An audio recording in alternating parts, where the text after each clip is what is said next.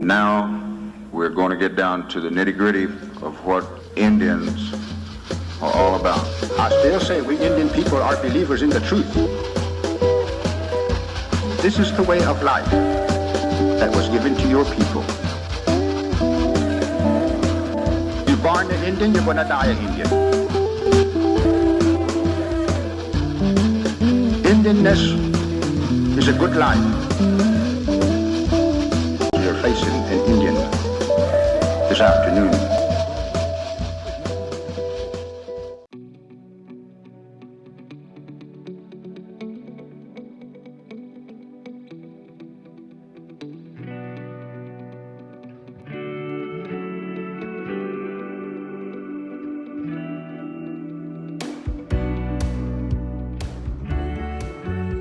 My name is Hannah Stidman. I'm from Morris, Oklahoma, and I am in my second year at the University of Tulsa College of Law, and I am pursuing the areas of Native American law and environmental law.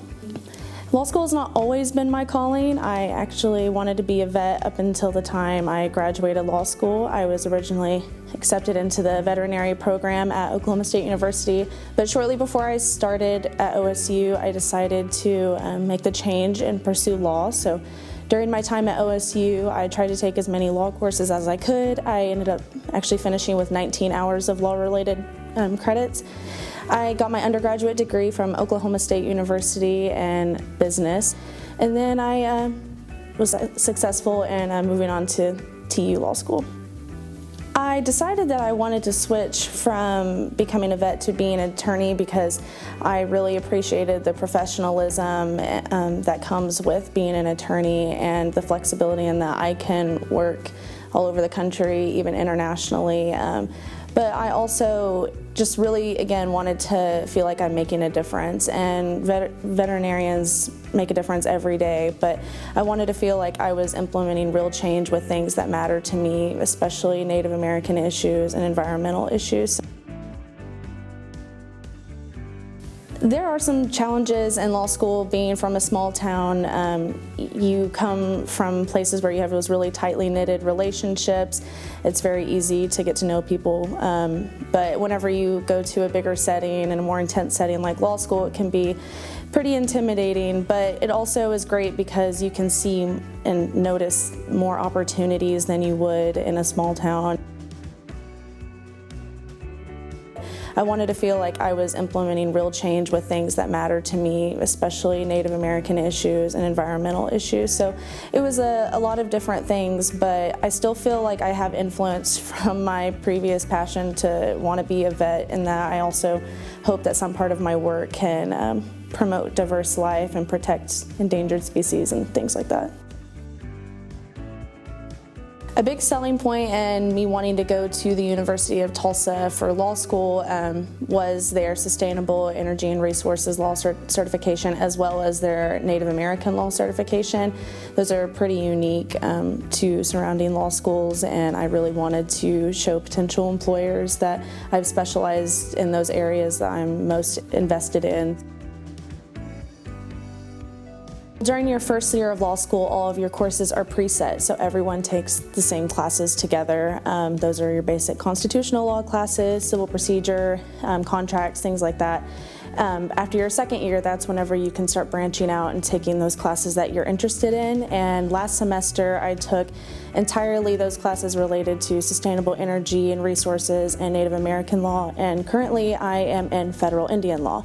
So with those classes and some externship, I hope to achieve the Native American law certificate and the sustainable energy and resources law certificate.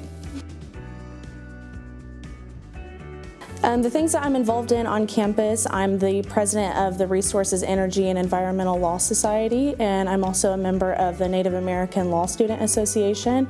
I'm very involved with both of them, even co-hosting an event with both groups. I'm also a candidate on the Energy Law Journal, and I just finished writing my case note, and it is covering areas of Native American and environmental law.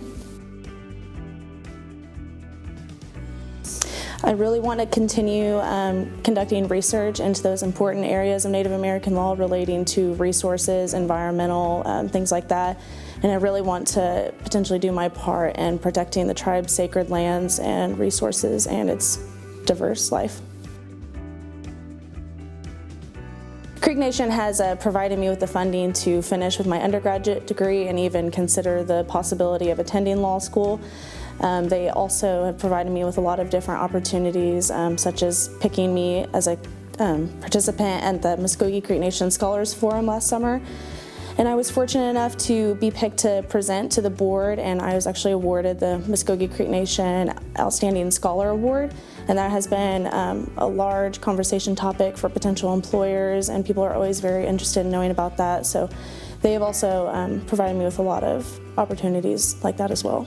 I plan to save large amounts of that for bar exam preparation.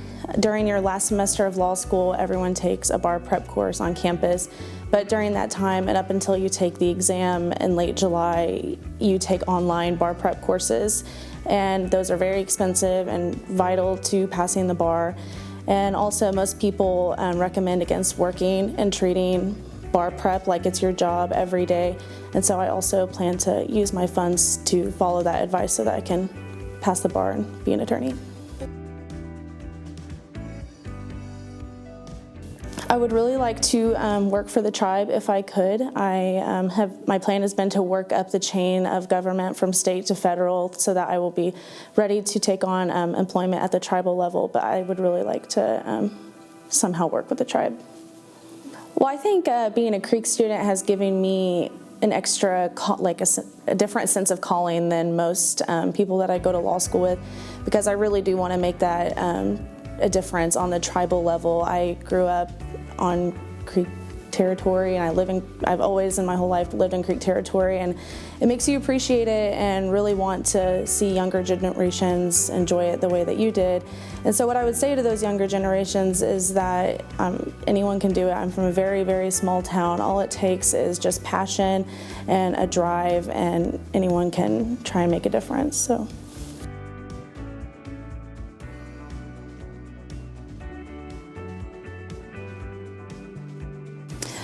I really just want to be able to make a change after I finish law school, hopefully relating to those areas that I'm very interested in, and gaining a lot of experience leading up to that and having all these opportunities has really made me feel like I can potentially achieve that. So that has been a very big motivator throughout law school.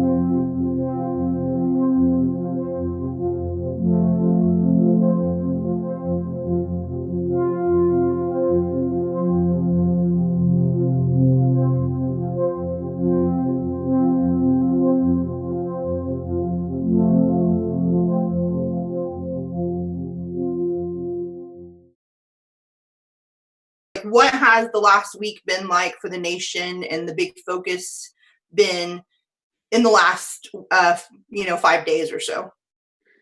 All right, thank you, Angel. And really, the way that the principal chief and the administration and leadership team has looked at this crisis in the last few weeks is in phases.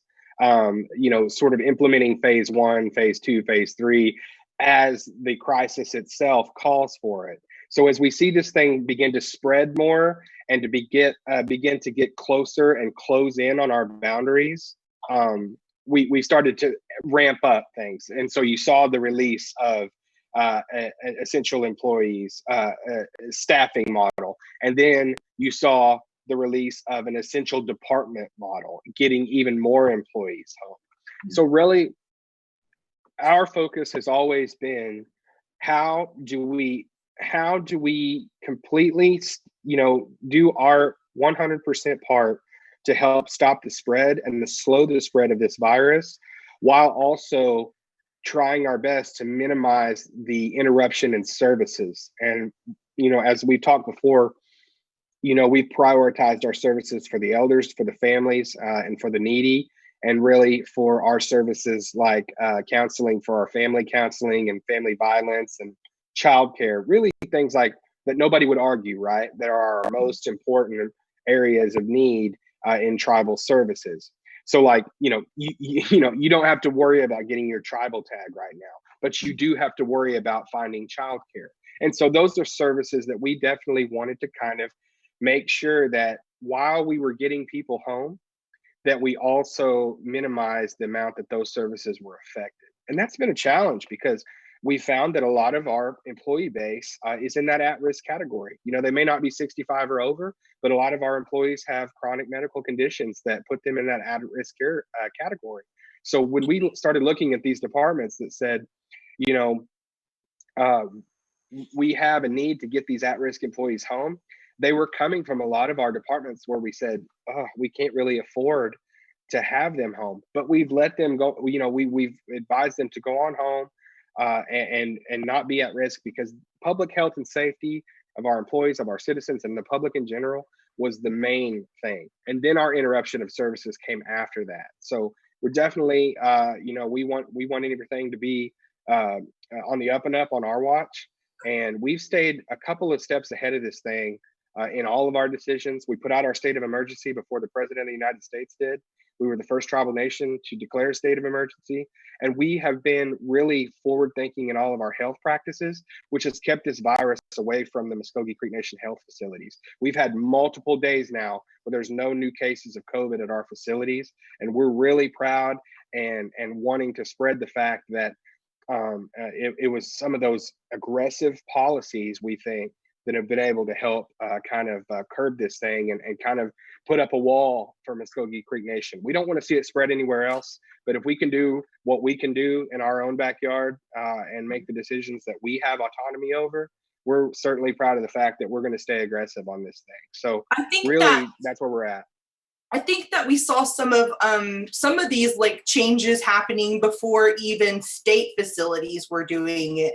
I think I remember seeing the tent go up at our health centers before the state did. And just a few days ago, the governor released information about different places in each county people can go for testing. But we've had testing capabilities for a little bit now, at least.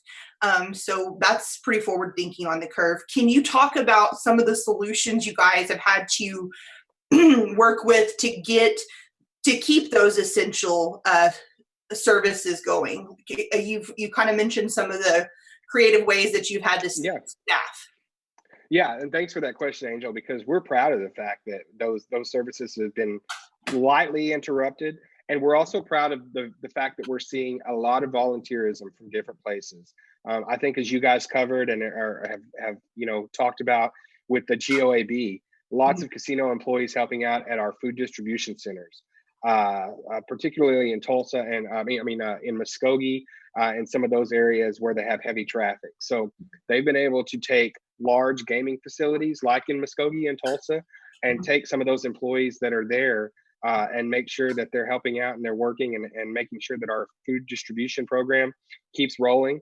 We've got a call-in system now. And while I will say we're proud of that, I will remind the citizens again that this is a system that can really get overloaded with a lot of people calling in at a lot of times. And those, we have 3 people that can man those phones right now. So I know right now you may be on the phone, you may be on hold a little bit longer than you normally would with food distribution. So I just want to stress out there, we are doing everything we can to mitigate that wait time. Please be patient with us. I know there's a lot of people that, you want to get on that phone, you want to get your order in and make it fast as possible. We're doing everything we can to make sure that not only do you get your food order, but you get it in a timely manner. So, because it's looking different now. People aren't necessarily going in and shopping for their food like they were. They're doing a social distance model of it. They're calling it in over the phone. Yeah. So it's a little bit of a more, lengthy phone process than normal too. Right. And like I said, we're just asking for understanding. This is, as I told, I was interviewed by a KOCO in Oklahoma City, and they asked me about our policies and how we've been able to kind of roll with the punches. And I said, simply, there is no coronavirus playbook. There is no manual that we can go to. How does a tribal nation handle a global pandemic? There just isn't. And so we've been trying the best we can to sort of pick and pop and kind of find our moments here and there where we don't we don't interrupt our services, but also making sure that those services go out. So we're in that area right now where we're kind of trying out new things, we're trying out new ideas, and it's one of those things where right now we're seeing a great amount of leadership and volunteerism that's helping to plug a lot of those gaps in services. And I know that our people right now are stressed just like everyone else. Everybody's highly emotional. There's anxiety. We don't know what's around door number one or anything like that. So our thing is we're just trying every day. Every day the chief and the leadership team comes in and we're talking with the cabinet. We're asking, what do you need? What are you hearing? Where can we help? Mm-hmm. What are some ideas? Everybody throw everything on this table. You remember that scene in Apollo 13 where they were like, we got to make this box to fit into this hole using only this, and we've got to do it in the next 2 hours. That's kind of what it's like. We're all throwing things on the table and going, we've got to make this work somehow. Now let's hear it, everybody. And I've been encouraged by the fact that this has been an administration that doesn't have all the answers. This has been an administration that is looking to its leadership, that is looking to its cabinet members, that's looking to its employees and saying, we believe in you, we trust in you, we want your ideas, let's all have it on the table. And that's been refreshing. Yeah.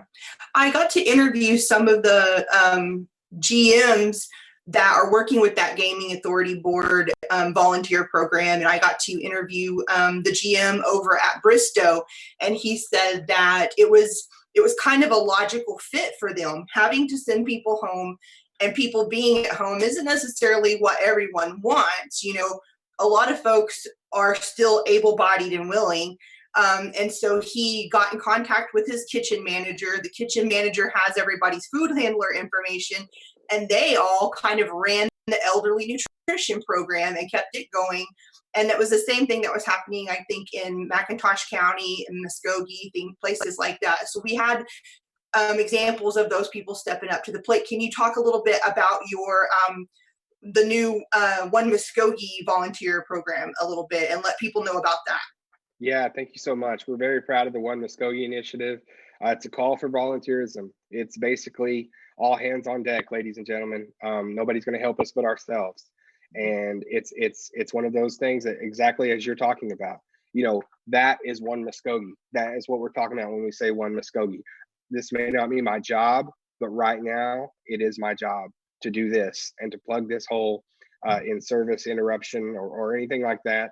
And so for us, that is what we want to see. And we have gained a list and compiled a list of volunteers that are saying, wherever I'm needed, I can do it. This is my areas of expertise. These are the things I can do. Hey, I have my food handler's license. I think that might come in handy. Let me know if you need me. That is the kind of stuff that we wanted when we rolled out the One Mvskoke initiative. Now, right now, those folks are just sort of on standby and they're ready when they're needed. But when we run into a situation where we're going to need more volunteers, we're going to have them ready and we're going to have them right there where we can say, hey, you're needed here, help us out in this aspect, and they're ready to go. So we're very excited about the One Mvskoke initiative. It's sort of one of those things where out of crisis comes a really good, uplifting, wonderful idea, and it's something that it's good to see, and it makes everybody feel good to know that this end of the rope is pulling the back end of the rope to make sure that we're all going in the same direction and towards a good outcome with this deal. And it is good to know too that in case somebody is performing an essential function, if they happen to get sick, because people can't, will and can, come down with it. There's a lot of downtime with this virus. Even if it's not critical, you have to stay shut away for 14 days. So it's nice to have folks who can step up and fill the positions. Can you talk a little bit about what we're going to be looking at in the coming week? I think that we're all kind of, up to speed on what programs are going to be running and everything, but is there anything important coming up in the next few days that we're going to be looking at? A lot of folks are concerned about our casinos being down and how that's going to pan out. Yeah, and that's a legitimate concern, Angel, as you know, and as we talked about. There's no getting around it.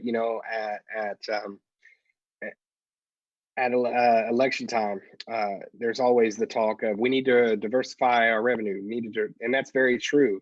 But they say that because our gaming is our primary source of revenue, and there's no doubt about it. Closing all 9 sites for this amount of time, and for the amount of time that they will be closed, is a big hurt. It's a hurt that we're going to feel, and it's a hurt that we're going to have to deal with. No other way around it. So what we're looking at with the casinos is we have taken, we feel that tribes have really taken a really aggressive stance on as far as our casinos, making the hard choice to close them, but the right choice. We look at our casinos as anybody would, really hot spot of transmission for something like a virus that's very contagious and can spread fast. Casinos, you're touching machines, there's money changing. There's card playing, there's dice, there's all kinds of stuff you're talking about that can transmit a virus. So we were on the casino closure from the very beginning of this thing, talking to the GOAB, made the tough decision, and then made another tough decision to prolong the closing. And tomorrow there'll be another decision made. I don't know what that decision is because it's in the hands of a board that I'm not on, but I imagine that we'll see a decision come out of there.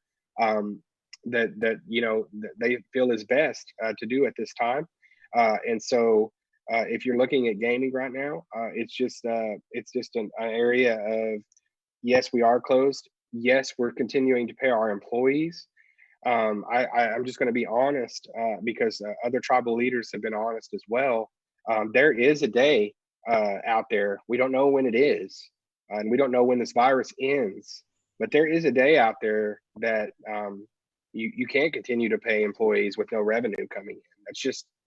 That's just dollars and cents. I don't think anybody would argue that. And that's absolutely the last.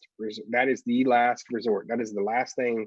If you put a list up of things that we want to see happen, that is almost near the bottom. But I think that we would be misleading the folks out there and wouldn't be doing our job over here in the executive office if we didn't portray the fact that there are possibly some even tougher decisions out there. But we'll cross that bridge when we get there. And for right now, we're just hoping for the best, and we're hoping that Oklahomans, specifically the people out there that aren't social distancing, that aren't taking this seriously, are staying home and flattening this curve and getting this virus past us so we can get back to the business of taking care of our citizens. And that means opening our facilities to where we can get revenue coming in. And it's not revenue to buy a yacht or send the chief on a vacation to the Florida Keys. It is revenue to get meals to our elders. It's revenue to keep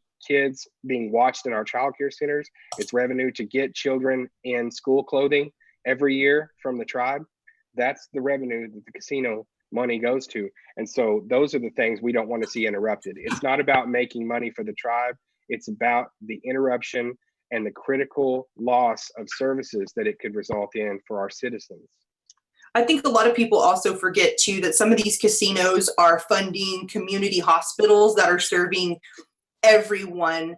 Black, white, Native American, doesn't matter. We have several of those in the Mvskoke Creek Nation, and that they are the only hospitals in those communities. So we'll be really excited to see some things getting back to normal when they do. But for now, we're just going to kind of hunker down and ride the storm out. It seems to be so far, though, that we're seeing the tribe is like on top of things, and it looks like it's being handled, and it's positive so far, Yeah, and we're trying to stay positive. We don't want to portray this gloom and doom. Look, I said a bunch of really positive things. We're seeing great results from the actions we've taken at our health facilities. We're not seeing new cases there. We're not overwhelmed. Our PPE is good for all of our healthcare workers, and we thank our healthcare workers so much. They are the heroes. They are the rock stars in this whole ordeal. They are doing a phenomenal job, and I can't say that enough. How proud the chief and the second chief are of our healthcare workers, of our hospitals that are taken care of, like you said. And I'm so glad that you mentioned that, Angel. They're taking care of it in such a way that they're absolutely killing it. They're doing a wonderful job, and they're able to take care of. I'm so glad you brought it up. Everyone in those communities. So you're coming in there. We don't check for your CDIB card at the door or anything like that. It's something that we're taking care of our communities, and it says it right there in the title of those hospitals. So that's great. Another thing I want to say, Angel, and I don't know if I had brought this up earlier, is that we're working right now with some really big corporation. With a big corporation, I really can't say too much right now. We're working with a big corporation to try to hammer out some details so that we can even further enhance our food distribution other than what we already do for the people that are in the program. And we'll be identifying areas of need. We'll be able to meet some areas of need, and we're so excited about that. But we're in the initial stages of that. So I should have something for you a little bit later, probably this week, to share about that. So we're really fired up. Wonderful, wonderful. I think that's about all the questions I have. Is there anything significant you think we should be looking out for this week or the next week? I would say, I know you guys are as a newspaper and as a media company, very interested in what's going on with gaming. I would just say keep an eye on that meeting, what comes out of that meeting, and releases from there. I know you have your contacts, so I trust your skills as a reporter to go ahead and do that. I don't need to tell you how to do your job. You guys do a great job over there. And we'll also be having probably some releases on our philanthropic ideas I told you about, and some of the things that we're trying to push for there.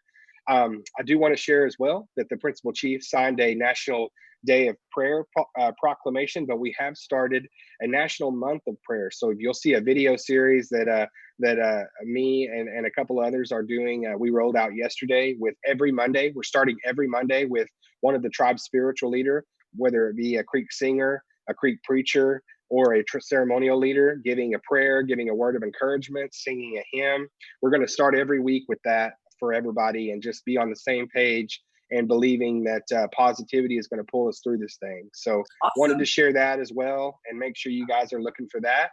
And those are going to be put out on the Mvskoke Creek Nation website, the social media, right? Like I think I see it. Yeah, it's on the Facebook page there. The first one was put out yesterday, and also be looking on the Chiefs Facebook page.